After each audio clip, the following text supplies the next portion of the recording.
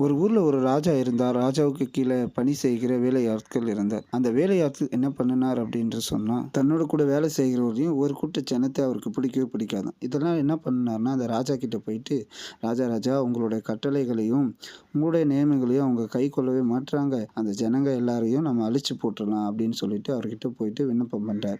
இந்த கட்டளைகள ராஜா ஏற்றுக்கொண்டு என்ன பண்றாருன்னா, முத்திரை மோதிரத்தை கொடுத்து, அவர்கள் இந்த நாட்கள் அழிக்கப்படட்டும் அப்படின்னு சொல்லிட்டு கட்டளையும் குடுத்துடுறார்.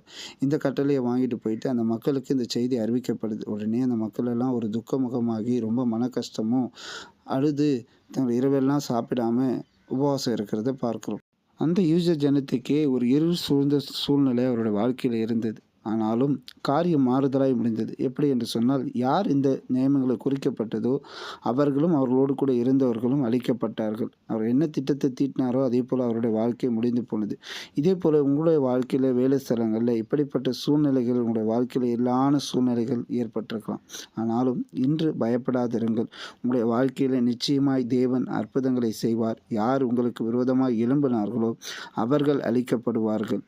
God bless you.